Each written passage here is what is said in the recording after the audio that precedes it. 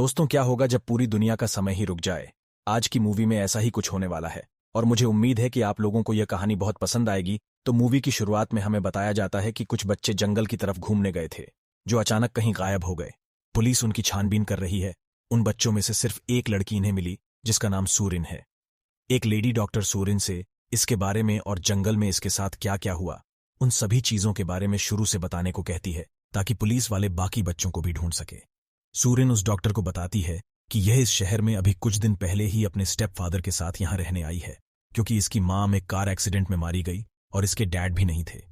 तो अब सूरिन की जिंदगी में सिर्फ इसके स्टेप फादर ही हैं, जिनका नाम टॉमस है, जो टनल बनाने का काम करते हैं। सूरिन अभी उस स्कूल में नई नई आई थी, इसलिए अभी इसका कोई भी दोस्त नहीं है। सूरिन को हमेशा लगता था कि इस दुनिया के सिवा और भी दुनिया मौजूद है, जहां इसकी मोम जिंदा होंगी, इसलिए ये टाइम ट्रैवल और वर्म होल के बारे में पढ़ा करती थी। एक दिन जब ये उस स्कूल से वापस घर आ रही थी, तब इसे रास्ते में एक अनाथालय के बाहर माइक नाम का एक लड़का मिलता है, जो इसी के उस स्कूल में पढ़ता था। माइक सूरिन से बातचीत करने की कोशिश करता है, जिस पर सूरिन ने इससे पूछती है, क्या तुम अनाथ हो? माइक कहता है, हाँ, पर यह तुम क्यों पूछ रही हो? सूरिन कहती है, बस ऐसे ही। उसके बाद सूरिन अपने घर चली जाती है। अगले दिन स्कूल में सभी बच्चों को बताया जाता है कि कल टनल में ब्लास्ट का काम किया जाएगा, इसलिए कोई भी उस टनल की तरफ ना जाए। यहां पर सूरी नोटिस करती है कि माइक इसको बार बार देख रहा है और घर आते समय भी माइक इसका पीछा करता है। सूरीन इससे पूछती है, तुम ये सब क्यों कर रहे हो? माइक इसको बताता है कि इसने सूरीन का ब्लॉग पढ़ा, वो सच में बहुत बढ़िया था।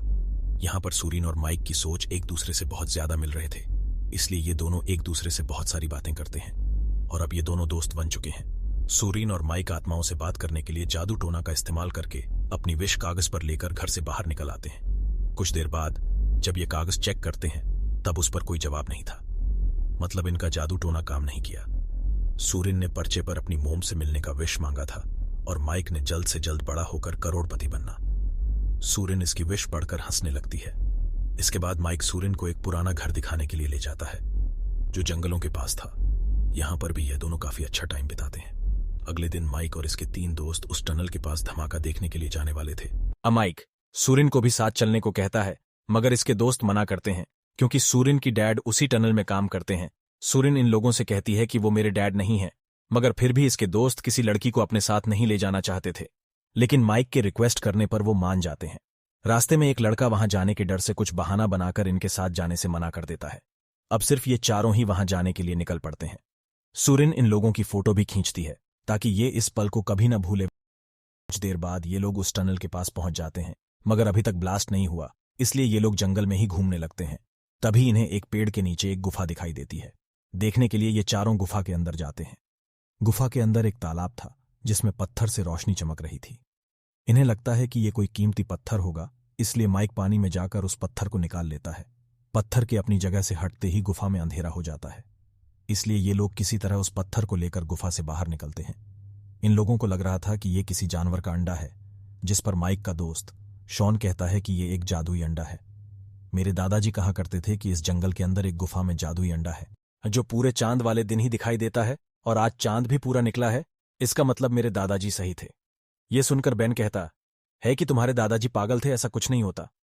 तब सूरिन ने इससे पूछती है कि इस अंडे से क्या जादू होता है। सोन कहता है कि दादाजी ने कहा था कि इस अंडे से लोग जवान हो जाते हैं और जवान लोग बूढ़े, मगर यह कैसे होता है मुझे नहीं मालूम। तभी सूरिन नोटिस करती है कि इसका हेयर पिन गुफा के अंदर ही कहीं गिर गया है, जो उसकी मां की आखिरी निशानी थे। इसलिए सूरिन उस गुफा के अंदर जाती है।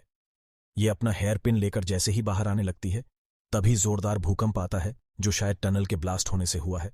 सूरिन ने अपनी जान बचाकर गुफा से बाहर निकलती है, मगर अब बाहर कोई नहीं था और वो अंडा भी टूटा हुआ था। इसे लगता कि वो लोग इसे यहीं छोड़कर चले गए। सूरिन को वापस जाने का रास्ता नहीं मालूम था, इसलिए यह रात भर जंगल में रोते हुए बाहर निकलने की कोशिश करती है। अगले दिन हमें पता चलता है कि उन चारों बच्चों में से कोई भी अपने घर नहीं लौटा। उस 5वें बच्चे ने सबको बताया कि वो लोग जंगल में गए थे, इसलिए पुलिस वाले जंगल में उन बच्चों को ढूंढने लगते हैं। कुछ देर बाद इन्हें सूरिन को बेहोशी की हालत में मिलती है। बाकी बच्चों के परिवार वाले रो रहे थे कि उनके बच्चों के साथ क्या हुआ होगा। इस केस की तहकीकात ऑफिसर कीम कर रहे थे। ऑफिसर कीम सूरिन के होश आने पर बाकी बच्चों के बारे में पूछते हैं। सूरिन इन्हें कल जो इनके साथ हुआ वो सब कुछ इन्हें बताती है, मगर इसकी बातें भरोसा करने लायक नहीं था। कुछ देर बाद सूरिन सबको उस जगह पर लेकर जाती है जहां वो गुफा था। मगर अब यह जगह पूरी तरह से बदल चुकी थी। यहां कोई भी गुफा नहीं था। उन बच्चों के परिवार वाले सूरिन पर ही इल्जाम लगाने लगते हैं कि इसी ने कुछ किया होगा। तभी एक ऑफिसर को फोन आता है, जिससे इन्हें पता चलता है कि इन्हें किसी बच्चे की डेड बॉडी मिली है, यानी कि उनमें से एक बच्चा मारा गया, जिसका नाम बेन था। पुलिस को लग रहा था कि यह कोई किडनैपिंग का मामला है, मगर ऐसा नहीं था। अगले दिन सूरिन को लगता है कि माइक यहां आया हुआ था। तभी यह जंगल में किसी को जाता हुआ देखती है। इसे लगता कि वह माइक है, इसलिए वह उसका पीछा करती है। जंगल में इसे एक आदमी मिलता है जो देखने से किडनैपर लग रहा था, मगर वो आदमी सूरिन का नाम लेते हुए कहता है कि वो माइक है। मगर सूरिन ये मानने को तैयार नहीं थे और उससे डर कर भागने लगती है। कभी इसके डैड यहां पहुंच जाते हैं। सूरिन उन्हें बताती है कि वो किडनैपर मुझे पकड़ने आया था। पुलिस वाले तुरंत यह आकार जंगल में उस किडनैपर को ढूंढने लगते हैं। इन्हें उस किडनैपर की डायरी मिलती है, जो इन्हें लगता है कि यह सूरिन का है, इसलिए ये डायरी सूरिन को दे देते हैं। सूरिन देखती है कि यह डायरी सच में माइक का ही था। ये उस डायरी को पढ़ना शुरू करती है।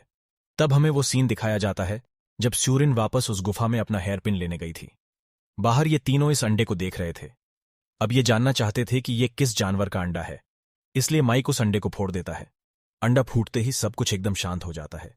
माइक गुफा में सूरिन को वापस लेने के लिए जाता है, मगर वहां वह देखता है कि सूरिन और उसके आसपास की सारी चीजें अपनी जगह पर रुक गई हैं, जैसे मानो समय ही रुक गया हो। बाहर आने पर भी यह देखता है कि पूरी दुनिया का समय ही रुक गया है। सिर्फ यह तीनों ही हिलडुल सकते थे, बाकी सभी चीजें अपनी जगह पर रुकी हुई थीं।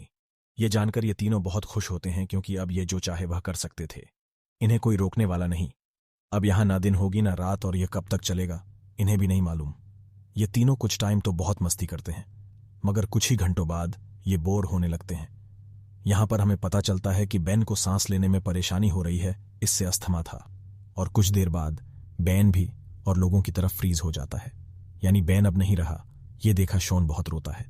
फिर ये दोनों बेन की बॉडी को एक गड्ढा खोदकर उसमें रख देते हैं। इसके बाद धीरे धीरे समय गुजरता है और ये दोनों बड़े हो जाते हैं, यानी कि अब 10 या 12 साल बीत चुके हैं। अभी भी पूरी दुनिया का समय रुका हुआ है।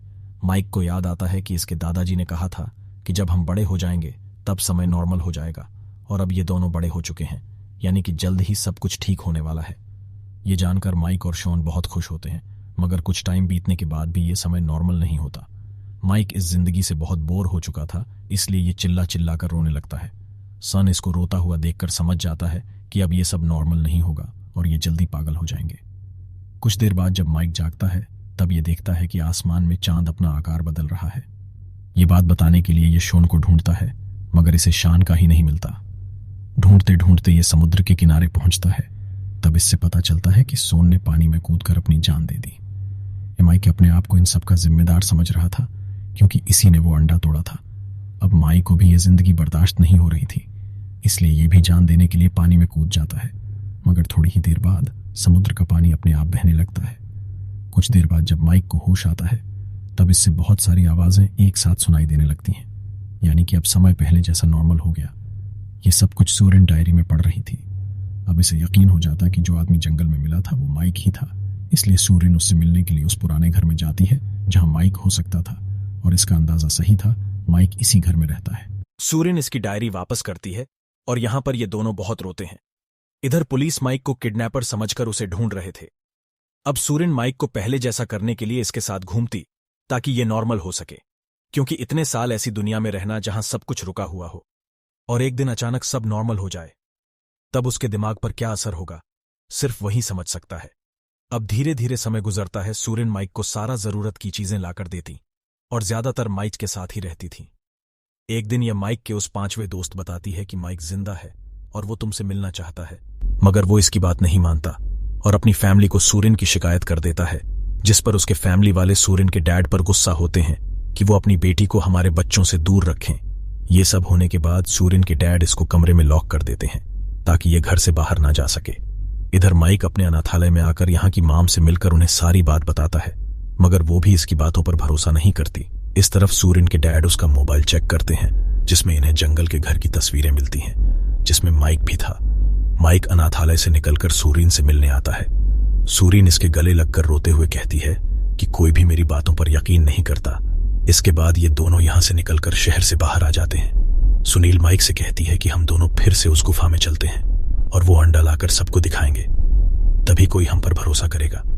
माइक सूरन पर चिल्लाते हुए कहता है कि मैं पहले ही अपने दोस्तों को खो चुका हूं और अब मैं किसी और को खोना नहीं चाहता। ये दोनों फैसला करते हैं कि ये इस शहर को छोड़कर कहीं दूर चले जाएंगे जहां इन्हें कोई ना जानता हो। माइक और सूरन उस पुराने घर में आकर पैसे और अपना सामान लेकर यहां से निकलने वाले थे, लेकिन तभी सूरन के डैड यहां आकर माइक को चोट पहुंचाकर सूरन को यहां से ले जाने लगते हैं। लड़ाई में माइक इसके डैड को हरा देता है और सूरन को लेकर यहां से भागता है। अब ये दोनों शहर छोड़ने वाले थे, मगर पुलिस को अब इन दोनों की तलाश थी। टीवी पर भी इन दोनों के बारे में ही दिखाया जा रहा था। कुछ देर बाद पुलिस वाले इन दोनों को नोटिस कर लेते हैं और इन्हें पकड़ने के लिए इनका पीछा करते हैं। इन दोनों के लिए पुलिस से भागना नामुमकिन था, इसलिए सूरन माइक को कहती है कि हम उस गुफा के पास मिलेंगे और अपने आप को पुलिस के हवाले कर देती है, जिससे माइक यहाँ से बचकर निकल जाता है। रात में सूरन इन लोगों को चकमा देकर जंगल की तरफ भागती है और आज भी पूरा चांद निकला था। ये तुरंत उस गुफा में जाकर उस अंडे को बाहर निकालती है। साथ साथ यहाँ पुलिस वाले भी इसका पीछा करते हुए आ गए थे, जो इसे जंगलों में ढूंढ रहे थे। तब तक यहाँ माइक भी पहुंच जाता है। सूरन माइक से कहती है कि हम इस अंडे को सबके सामने तोड़ेंगे ताकि सबको हमारी बातों पर यकीन हो सके, मगर माइक ऐसा नहीं चाहता था। यह सूरन से कहता है कि पुलिस मुझे किडनैपर समझ आई है और उन्हें लगता है कि मैंने ही उन बच्चों को मारा है, इसलिए मैं अपने आप को पुलिस के हवाले कर दूंगा, जिससे तुमको यह सब करने की जरूरत नहीं पड़ेगी। तभी वहां पुलिस वाले भी पहुंच जाते हैं। ये माइक को गन पॉइंट पर लेकर सूरन को अंडा वापस करने के लिए कहते हैं। सूरन इन लोगों से रोते हुए कहती है कि इसे गोली मत मारना, प्लीज हमारी बातों पर यकीन करो। लेकिन तभी पीछे से एक ऑफिसर आकर माइक को पकड़ लेता है और हाथापाई में सूरन पहाड़ से गिरने लगे, जिससे बचाने के चक्कर में ऑफिसर किम भी पहाड़ से गिरकर लटक जाता है। माइक पहाड़ से उतरकर इन्हें बचाने के लिए जाता है, मगर ये उन तक पहुंच नहीं पाता। अब कुछ ही देर में ऑफिसर और सोरेन पहाड़ से नीचे गिरने वाले थे और जैसे ही ऑफिसर का हाथ छूटता है तब वो दोनों नीचे गिरने लगते हैं। लेकिन तभी हम देखते हैं कि समय फिर से रुक गया, यानी कि माइक ने अंडा फिर से तोड़ दिया। सूरन को जब होश आता है तब यह और ऑफिसर किम समुद्र किनारे सही सलामत है। अब यह सीन यही कट होता है और हम प्रेजेंट में देखते हैं कि सूरन उस लेडी डॉक्टर को यह सब कुछ बता रही थी। वह लेडी डॉक्टर इससे कहती है कि तुम्हारी कहानी बहुत अच्छी है, लेकिन इसमें कितना सच है सिर्फ तुम ही जानती हो। सूरन कहती है कि मुझे मालूम है कि कोई भी मेरी बातों पर भरोसा नहीं करता।